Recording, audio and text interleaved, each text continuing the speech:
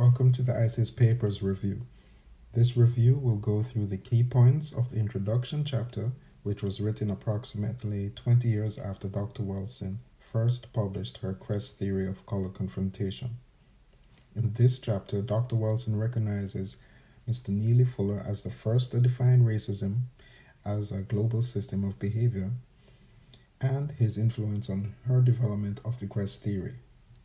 We then follow with Albert Einstein's concept of a unified field theory and its relation to psychology.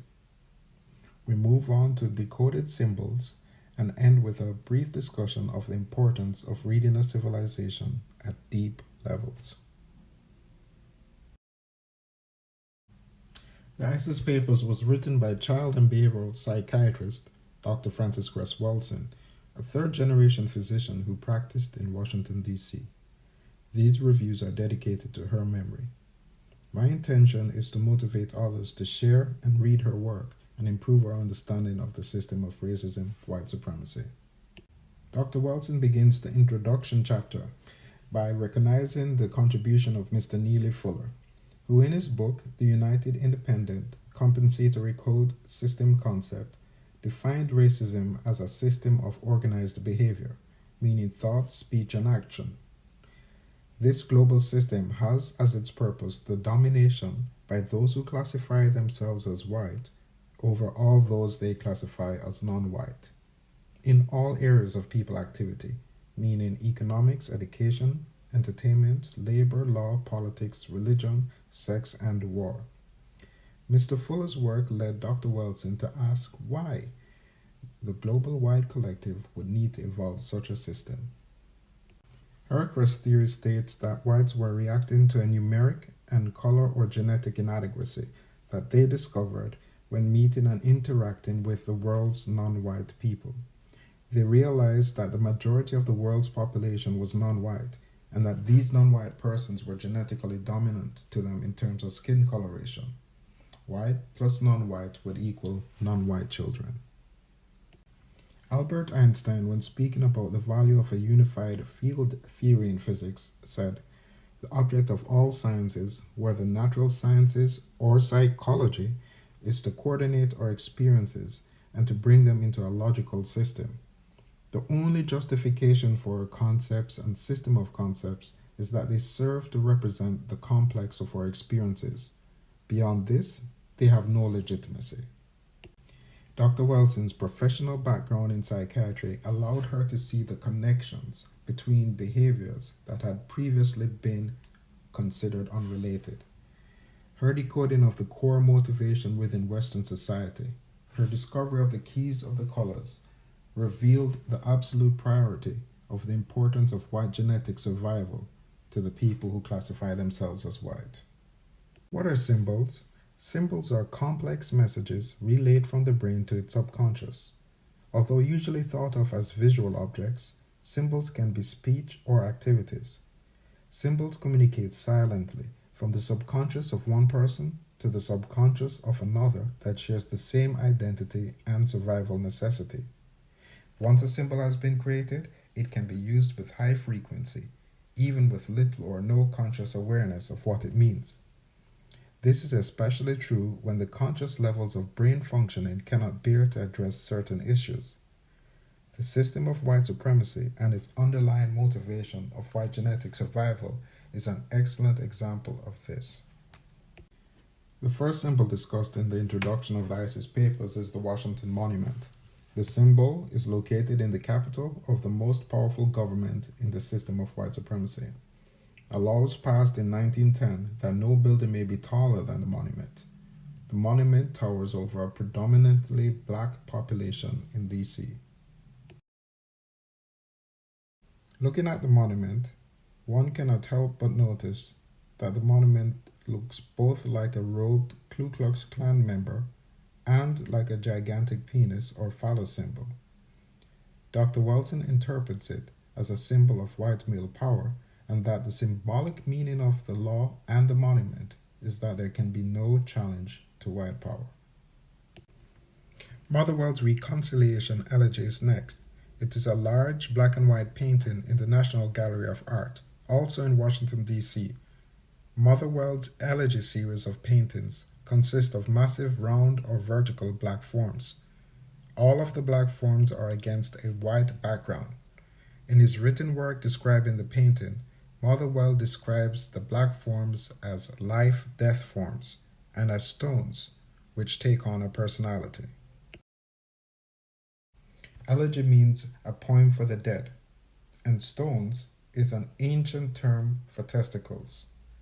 Dr. Welson decodes the huge black forms as subconsciously representing the testicles and phallus of the black male, dominating a white background that represents the white collective. This corresponds with her theory of the major concern of the system of white supremacy, as black males have the most color-producing capacity to cause white genetic annihilation. Other Motherwell paintings of black figures against white backgrounds bear such titles as Africa, Study for Kilimanjaro, and Ancestral Presence. Support for the crest theory is found in another of Motherwell's paintings called Elegy to the Spanish Republic. Although on the surface the painting refers to a battle in 1935, it could also be considered to refer to the fact that Spain was conquered and occupied for 700 years by black men from northern Africa called the Moors. During this occupation, the general complexion of Spaniards became darker compared to the rest of the European population due to centuries of mixture with African or black genetic material. The efforts to maintain white genetic in survival failed. Therefore, the painting's title, An Elegy to the Spanish Republic, and Dr. Welson's interpretation of it seem quite logical in a symbolic sense. Another symbol related to Spain is the activity of bullfighting. The bull is usually black, and the bullfighter is usually a white male wearing a suit of lights, which can be taken symbolically to mean white. The bull is chased and tormented until it is killed obsessively, symbolic of what the system of white supremacy does in the presence of the black male threat. The bull is castrated after killing. My own decoding of this activity leads me to notice that the bullfighter is placing himself at great risk while doing this activity, exposing himself to being bored or penetrated in his midsection or groin area by the bull's horns. A further telling statement of the dynamic of the violence of the system of white supremacy versus the threat of white genetic annihilation is: the bullfighter cannot kill the bull without external tools or deception, and the bull only needs his black body to kill the bullfighter. Another symbol decoded by Dr. Welson is the film King Kong, where a gigantic black ape plays opposite a white female and thus addresses in symbolic form the threat of the black male to white genetic survival. As is with the bull in bullfighting, the black ape is killed by the end of the film. Perhaps because of its potent symbolism, this film has been remade twice since it was released in 1933. Here are some images of the posters of when it was released and the subsequent films. Here are posters from the 1976 version of King Kong. And here is imagery of the 2005 release of King Kong. In 2008, basketball player LeBron James took this photo for the Vogue magazine. Dr. Welson states at the end of the chapter that when one considers the massive injustices that have been committed against non-white people, together with the symbolic interpretation provided by the crest theory, it becomes clear that this behavior is fundamentally linked to the fear of white genetic annihilation. It also explains the subsequent need to commit continuous aggression against the genetically dominant non-white majority of the world's population. This is the value of the crest theory. It provides an explanation for the destruction caused by Western civilization and also offers the ability to read the civilization at deep symbolic levels. This has been my review of the introduction chapter of the ISIS papers. I hope you enjoyed it and are inspired to read and share Dr. Welson's work. Please leave any comments below.